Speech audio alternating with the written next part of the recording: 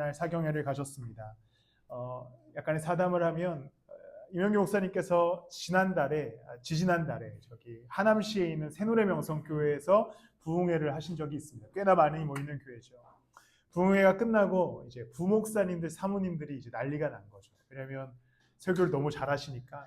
그래서 부목사님들한테 이제 가가지고 사모님들이 저 정도 안 할 거면 개척하지 마라 이렇게 얘기했다고 해요. 제가 이제 그 교회 부목사님과 식사하다가 들었습니다. 근데 오늘 아침에 이제 아내가 갑자기 준비를 하다가 와, 이명규 목사님 진짜 언변가다, 언변가, 달변가다 막 이런 칭찬을 계속하는 거예요. 그래서 듣고 있다 와서 뭐 어쩌라고, 오늘 나 뭐 어떡하라고 막 이렇게 하고 넘어갔는데, 네, 또 우리는 그래도 제 설교 안에서도 하나님의 은혜가 있기를 소망합니다.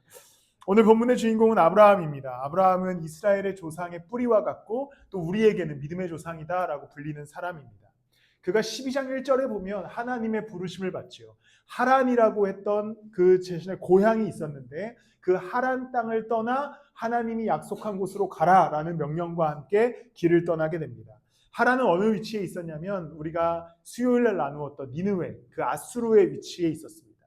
이제 그곳을 떠나 아브라함이 길을 나서게 되는데 그가 혼자 가지 않아요. 그의 조카였던 롯이라고 하는 조카와 함께 길을 떠나게 됩니다. 롯과 룻은 다른 사람입니다. 네, 롯은 아브라함을 따라서 같이 가게 되는데 이제 그들이 함께 길을 가는 동안에 그들이 큰 부자가 됩니다. 13장 2절에 보면 아브라함은 집짐승과 은과 금이 많은 부자가 되었다라고 기록합니다. 근데 보통 부자가 되면 무슨 일이 생깁니까? 이제 재산을 가지고 싸움이 생기는 것이죠. 그래가지고 이제 이 롯의 신하들과 부하들과 아브라함의 부하들이 싸우기 시작해요. 짐승을 가지고 싸우기 시작합니다. 얘는 누구 거냐? 얘는 누구 거냐를 가지고 계속 싸움이 일어나자 이제 결국 아브라함과 롯은 서로 갈라지기로 결정합니다. 왜냐하면 아브라함이 얘기하는 거죠. 우리는 한 핏줄이니까 우리는 싸울 수 없다. 우리 이제 여기서 그만 길을 따로 가자라고 얘기하는 것이죠. 그러면서 이제 아브라함이 롯에게 아주 유명한 한 구절을 하게 됩니다. 우리 이 말씀을 함께 읽도록 하겠습니다. 함께 읽겠습니다. 시작.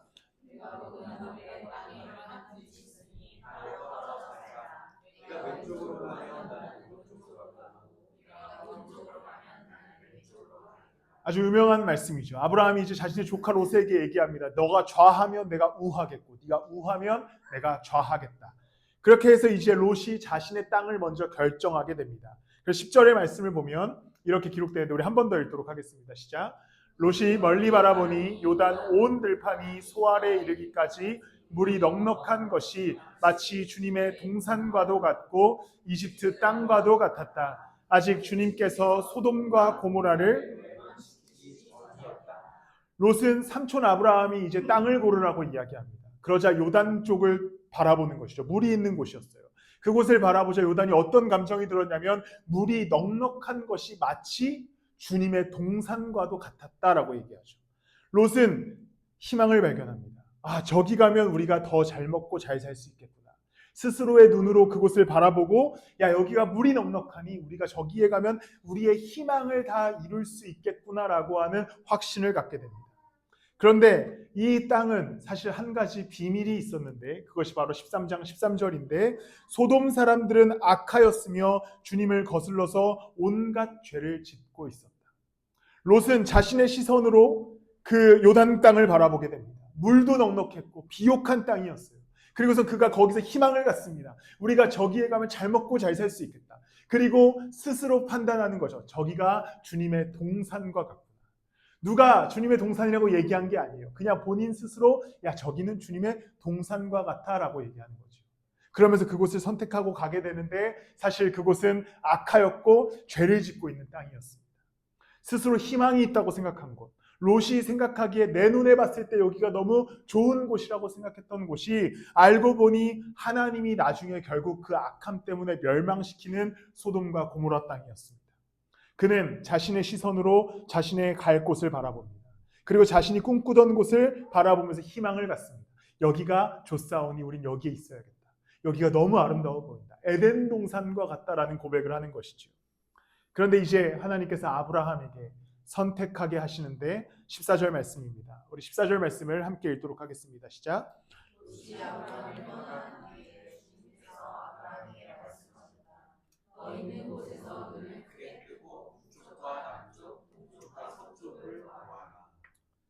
하나님께서 아브라함에게 땅을 보라고 하시는데 어떻게 말씀하십니까? 너 있는 곳에서 눈을 크게 뜨고. 롯은 자기 눈으로 땅을 바라보지요. 요단 땅을 바라봅니다. 와, 저기 물이 너무 넉넉하다. 저기가 너무 기름지다. 저기가 꼭 주님의 동산과 같다라고 얘기합니다. 근데 아브라함은 땅을 고르기 전에 누가 보게 하십니까? 하나님이 아브라함에게 눈을 크게 뜨고 저기를 바라라고 하시죠. 하나님이 보게 하십니다. 하나님이 아브라함에게 내가 바라보라고 하는 곳을 바라봐라. 거기에 가면 너희들이 넉넉하게 살 것이고 너와 너 자손들이 거기서 풍성하게 너무나 아름답게 살 수 있을 것이라고 약속하는 것이죠. 우리가 희망을 갖는 것은 내 시선에 항상 있습니다. 내가 꿈꾸는 것에 있어요. 우리는 희망 사항이 항상 다 내 기준에 있습니다. 내가 바라는 것, 내가 원하는 삶, 내가 기대하는 인생, 내가 넉넉해 보이는 것, 내가 주님의 동산과 같은 것을 내 뜻대로 생각합니다. 그런데 하나님의 희망이 있는 곳은 사실 내가 바라보는 것이 아니라 하나님이 바라보게 하시는 곳이 바로 희망이 되어야 됩니다. 우리는 희망이란 단어, 소망이란 단어를 굉장히 좋아하죠. 희망이란 소망이란 단어를 들으면 뭔가 막 마음이 막 뜨거워집니다. 나한테 이런 희망이 있어. 나한테 이런 소망이 있어. 소원이 있어. 그런데 그 우리가 생각하는 희망과 소망과 소원을 생각하면 항상 다 나로부터 시작하죠. 내가 생각하는 것, 내가 바라는 것, 내가 꿈꾸는 것, 내가 주님의 동산처럼 생각하는 것, 내가 아름답게 생각하는 것. 그런데 아브라함이 희망을 발견한 것은 하나님이 바라보라고 하는 곳을 바라보면서 그에게 진짜 희망이 시작됩니다. 우리의 삶도 마찬가지지요. 우리는 우리가 보기에 좋은 것을 선택하고자 합니다. 내가 바라는 것을 선택하고자 하죠. 내가 원하는 길을 걸어가고 싶어 합니다. 그러다 보면 그곳에서 희망을 찾을 것만 같았는데 우리는 그것을 손에 잡지 못할 때 점점 희망이 아닌 절망으로 빠져들게 됩니다. 나 망했다. 나 끝났다. 내가 원하는 걸 이루지 못했어. 내가 바라는 걸 얻지 못했어. 롯은 주님의 동산 같다라고 스스로 착각하고 그곳을 향해 갔는데 그는 거기서 그 땅이 무너지는 것을 경험합니다. 그는 망하는 걸 경험해요. 소돔과 고모라가 완전히 멸망하는 걸 직접 눈으로 보게 됩니다. 분명히 주님의 동산과도 같았는데 여기 진짜 나는 아무리 생각해도 주님의 동산이라고 생각했는데 막상 가보니까 거기는 주님의 동산이 아니라 이제 우리에게 너무나 상징처럼 된 소돔과 고모라 땅이었습니다. 그런데 아브라함은 우리가 이 지도를 좀 보면요. 이제 아브라함과 롯이 위에서부터 이렇게 걸어 내려오는 거예요. 근데 요 정도에 서 있었을지 모르겠습니다. 근데 이제 이쪽을 보니까 물이 가득하고 여기가 주님의 동산과도 같았던 겁니다. 그러니까 롯은 여기서 이쪽을 보고 여기를 선택하는 것이죠. 근데 하나님이 아브라함에게 어디를 보게 하시냐면 헤브론 땅을 보게 하세요. 이쪽을 보십시오. 아무것도 없습니다. 물도 없어요. 물 하나 없는 곳이었습니다. 하나님께서는 아브라함에게 헤브론 땅을 보게 하신 다음 이렇게 얘기합니다. 저기에 가면 너희 자손이 잘 먹고 잘 살게 될 거야. 수 없는 자손들이 생기게 될 거야. 근데 아브라함이 보기에는 여기 아무것도 없는데요. 여기 사막인데요. 여기 광야인데요. 여기 돌산인데요. 우리가 가서 어떻게 하겠습니까? 그는 의심하지 않습니다. 그냥 하나님이 헤브론 땅을 보고 절로 가라. 저기에 내가 길을 내고 우리가 어제 나눈 말씀처럼 강을 만들겠다라고 하시니까 그냥 그곳에 순종하여 가게 됩니다. 아브라함은 그곳을 진짜로 비옥해서 간 게 아닙니다.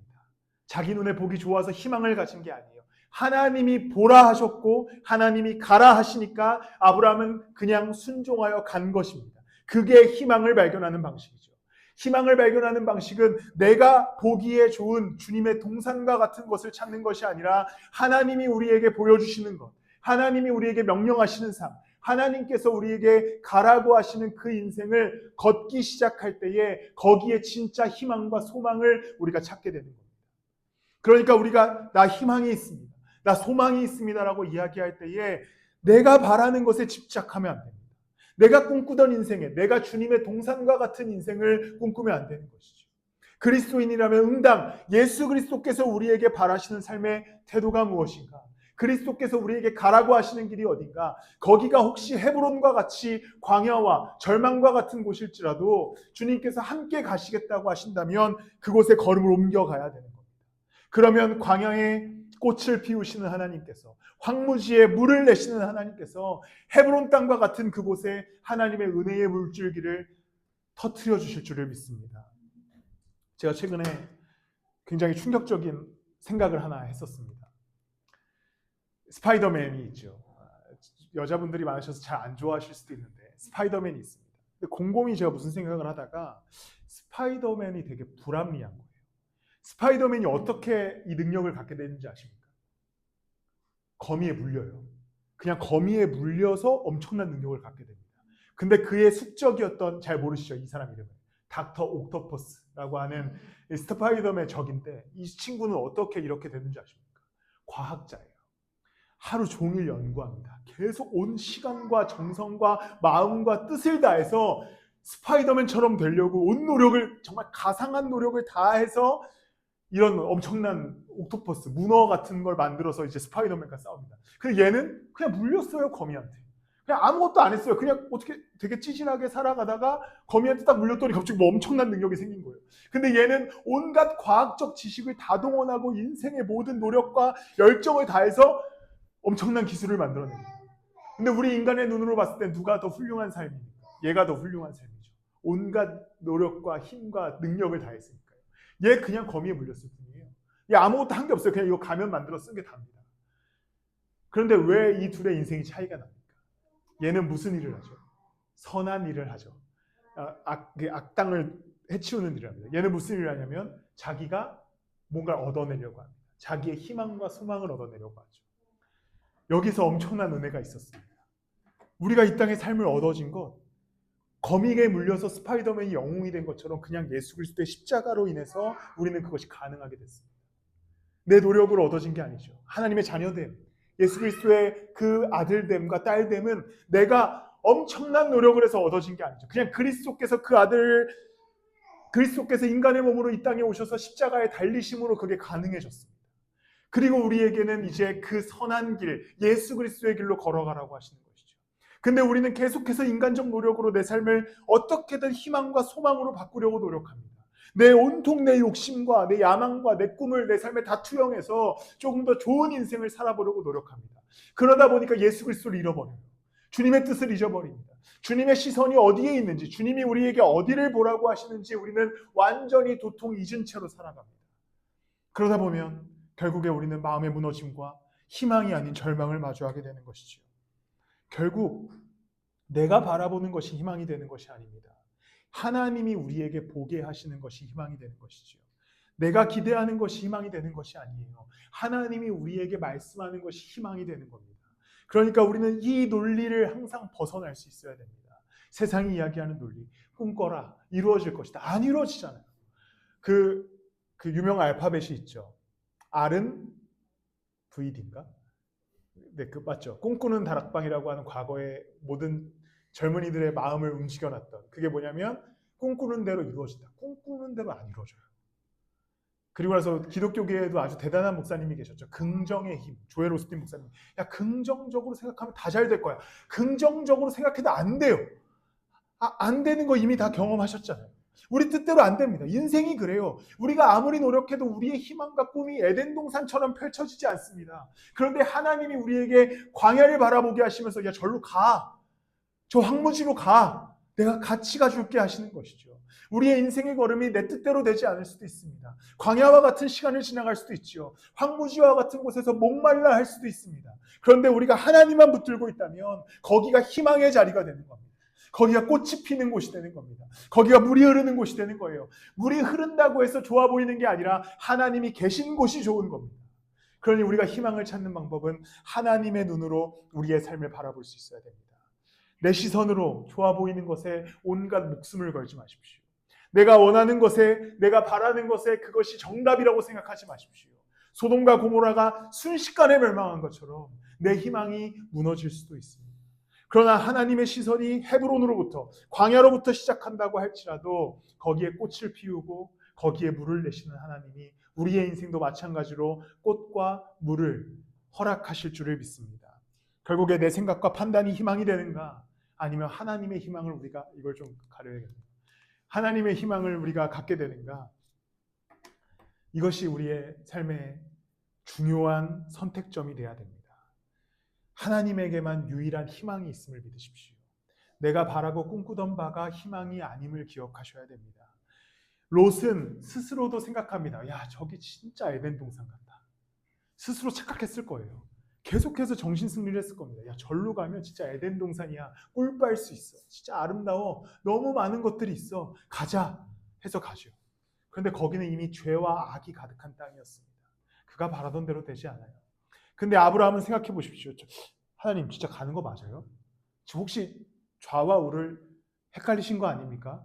왜냐하면 여기 지금 아무것도 없는데요. 돌산밖에 없는데요. 여기서 어떻게 우리가 가축을 키웁니까? 그런데 하나님이 아브라함에게 그냥 가. 입 다물고 가. 라고 하니까 아브라함은 그냥 가죠. 근데 거기서 아브라함은 정말 나중에 아브라함이 이 뒤에 이야기를 보면 전쟁의 위기에 빠진 롯을 구하러 갑니다. 아브라함은 다 이겨요. 아브라함은 정말 풍성함을 얻습니다. 자녀의 축복도 얻어요. 그 안에서 은혜를 계속해서 경험합니다. 우리의 삶도 하나님께서 야, 너 그거 포기하고 날 좀 따라와라. 너 정말 시간을 내려놓고 나와 함께 가자. 너의 어떤 욕망과 욕심을 잠시 포기하고 나랑 같이 예수 따라가자. 라고 하실 때에 우리는 당장 두려움이 생깁니다. 주님, 여기 정말 삭막한데요. 여기 정말 적막한데요. 아무것도 없는데요. 내가 바라던 꽃이 한 송이도 없어요. 그런데 하나님께서 가라고 하시면 우리는 가는 겁니다. 왜냐하면 거기는 분명히 그 희망이 이루어지는 장소이기 때문입니다. 저는 어릴 적부터 이런 드림이 있었습니다. 아메리칸 드림이죠. 아메리칸 드림. 미국에 가면 저는 모든 것을 다 이룰 줄 이룰 것 같았습니다. 햄버거도 매일 먹을 수 있죠. 제가 좋아하는 스포츠도 제 시간에 볼 수 있죠. 왜냐하면 지금은 미국에서 낮 경기를 하면 새벽 2시에 봐야 되거든요. 그러니까 못 보잖아요. 그러니까 제가 좋아하는 뭐 미식축구나 야구나 미국 농구를 제 시간에 볼 수 있죠. 아메리칸 드림. 아메리칸 드림이 제 인생에 저 초등학교 때부터 이루어질 줄 알았어요. 저는 늘 어렸을 때부터 기도했습니다. 하나님, 우리나라가 미국의 53번째 주가 되게 해주십시오. 맨날 이렇게 혼자 기도했을 정도로 미국을 좋아하는 사람이었습니다. 진짜 초등학교 때 그런 기도를 실제로 했어요. 주님, 우리나라가 미국의 식민지였으면 얼마나 좋았을까요? 막 이런 어떤 되게 되게 매국노 같은 생각을 했었던 사람인데, 아메리칸 드림이 있는 것처럼 우리의 인생에 다 드림이 있습니다. 가족에 대한 드림이 있죠. 하나님, 난 이런 패밀리 드림이 있습니다. 나 이런 가족을 만들고 싶어요.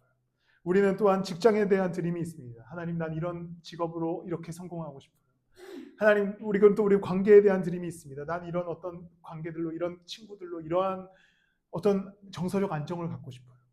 나는 좀 복된 결혼 생활을 하고 싶어요. 나는 좀 복된 가정을 이루고 싶어요. 나는 좀 복된 직업을 얻고 싶어요. 나는 좀 내 꿈속에 있는 일들을 이루어가고 싶어요. 라고 하는 나만의 드림들이 있습니다. 그 꿈이 잘못된 것은 아닙니다. 그런데 이 꿈을 누구와 함께 꾸는가가 중요하죠. 이 꿈을 누구와 함께 꾸는가가 중요합니다. 그래서 아내가 항상 저한테 얘기합니다. 자기는 절대 미국 못 가. 왜냐하면 제가 미국에 대한 하나님의 꿈이 없거든요. 햄버거, 스포츠, 그리고 미국의 그 풍요로운 삶. 하나님은 없습니다. 그러니까 아내가 항상 절대 못 가겠다. 미국은 못 가겠다라고 얘기하죠. 농담처럼 얘기했지만 그것입니다. 우리는 꿈을 수없이도 꿉니다. 내 인생에 대해서요. 내 미래에 대해서요. 내 자녀에 대해서요. 내 꿈에 대해서요. 내 계획에 대해서요. 수많은 꿈을 꾸지만 이 꿈을 바라볼 때 누구의 시선으로 보는가가 중요한 겁니다. 내 가족을 바라볼 때 내가 누구의 시선으로 보는가? 내 직업을 바라볼 때 누구의 시선으로 보는가? 내 미래를 바라볼 때 누구의 시선으로 보는가? 혹시 다 내 욕망의 시선으로, 내 야망의 시선으로, 내 기대로, 내 뜻으로, 내 생각으로만 바라보고 있다면 우리는 무너지는 것을 경험할 수도 있습니다. 그렇기 때문에 우리는 우리의 가지고 있는 꿈들, 내 희망들, 내 소망들을 하나님의 눈으로 함께 바라보는 훈련과 연습이 필요한 것이죠. 주님께서 나에게 무엇을 바라시는가? 주님께서 이 가정에 무엇을 바라시는가? 주님께서 내 자녀를 키우며 어떻게 키우길 원하시는가? 주님께서 내 미래를 향해 선택하며 걸어나갈 때 어떠한 걸음을 옮기길 원하시는가? 주님의 뜻은 무엇입니까? 주님이 나보고 어디로 가라고 하십니까? 혹시 광야처럼 보이는 곳인데 주님께서 가라고 하시면 아멘하고 갈 수 있어야 되죠. 거기는 100% 꽃이 핍니다. 100% 거기에 물이 흘러요. 100% 거기에는 하나님의 은혜가 있습니다. 근데 하나님이 막으시는 곳에 우리가 걸어갔다가 거기에 아무리 주님의 동산과 같은 곳일지라도 거기는 유황불이 떨어지는 소돔과 고모라가 될 수 있습니다. 우리의 삶의 일들을 하나님의 눈으로 바라볼 때 진정한 평화와 위로를 경험하게 될 줄을 믿습니다. 여러분들의 미래를, 여러분들의 직장을 하나님의 눈으로 바라볼 때 그곳에서 진정한 은혜를 경험할 줄 믿습니다. 여러분들의 관계들을 하나님의 눈으로 바라보고 생각해낼 때 거기에 정말 아름다운 관계를 이루어갈 줄을 믿습니다. 하나님의 시선으로 여러분들의 삶의 자리들을 옮겨가시기를 소망합니다. 어제 이명규 목사님께서 굉장히 일찍 오셔가지고 둘이서 한 30분 정도 요 동네를 이렇게 돌았습니다. 돌고 나서 저한테 이렇게 얘기하셨죠. 희중아, 이사 가야겠다. 이사 가야겠다. 여기는 안 되겠다. 이렇게 얘기하시는 거죠. 홍민기 목사님도 처음 여기를 지하에 내려오셨을 때 내가 네 손가락을 잘라야겠다 이러셨거든요.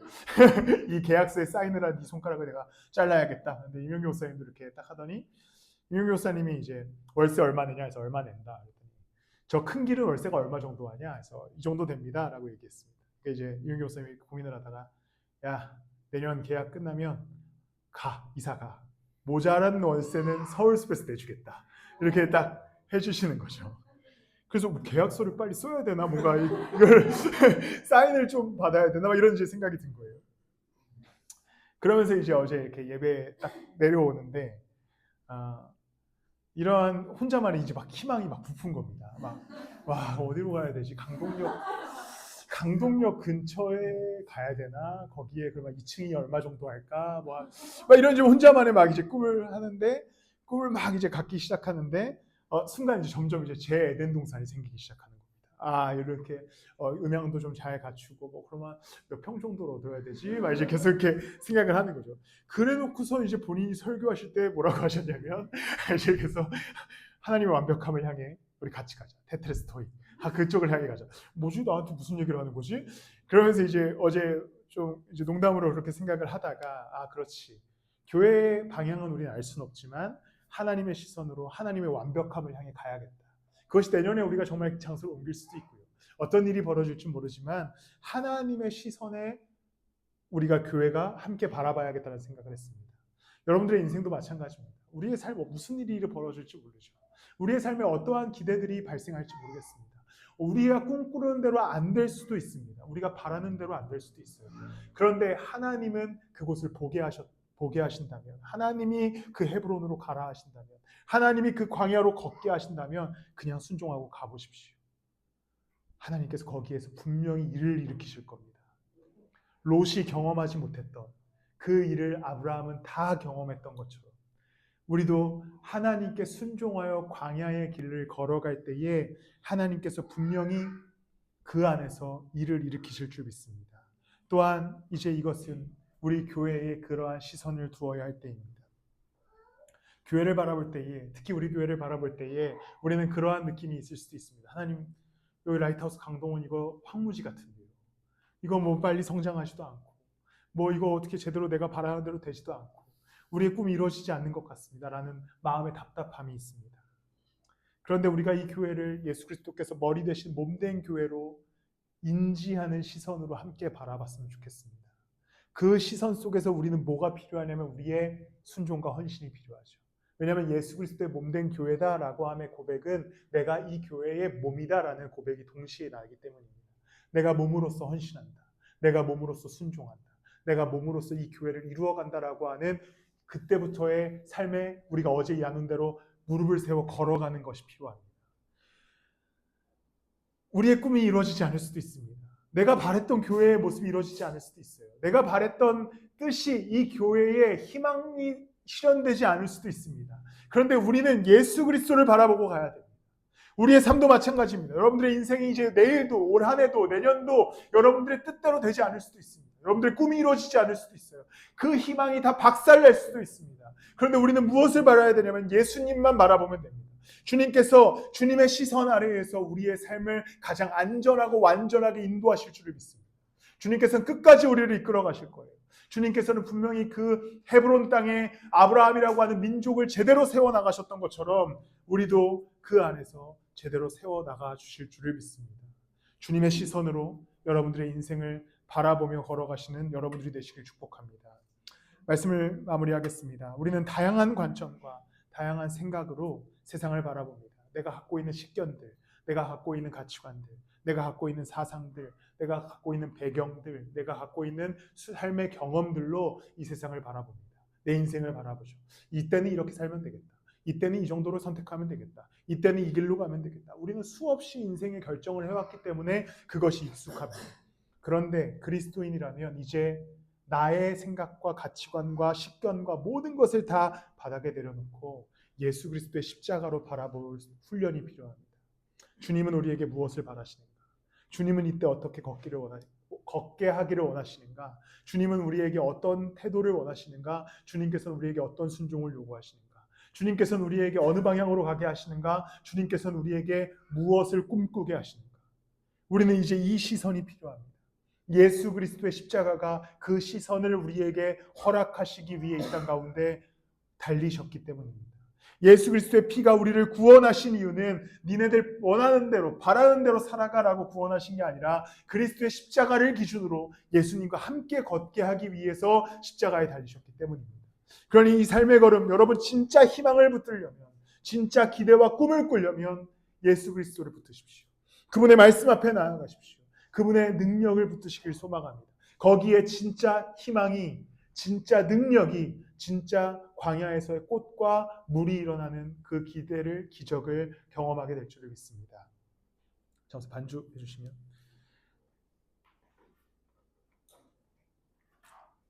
우리가 어제 그 이사야서 말씀처럼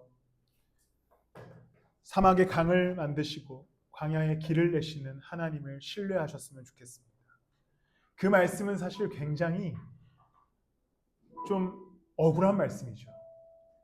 사막에 길을 내시고 강을 내신 다음에 일로 와 하시면 좋을 텐데 성경에서는 사막으로 가, 광야로 가, 내가 거기에 길을 내기 시작할게, 물을 내기 시작할게 하시는 것이 하나님의 약속입니다. 우리의 삶도 그럴 수 있습니다. 당장 광야와 같은 순간, 당장 절망의 시간, 당장 어려움의 순간들을 걸어가게 될지도 모르겠습니다. 그런데 여러분 하나님만 제대로 붙드신다면, 그 예수 그리스도만 제대로 붙드신다면, 그 십자가만 제대로 붙드신다면 거기에 분명히 하나님의 은혜의 생수가, 그리고 하나님의 아름다운 동산이 시작되게 될 줄을 믿습니다. 우리 시간 같이 먼저 기도하실 때에 주님, 내 삶을 하나님께 희망을 두고 옮깁니다. 내가 바라지 않는 삶의 결정, 내가 바라지 않는 삶의 태도일지라도 주님이 가라 하시면 가겠습니다.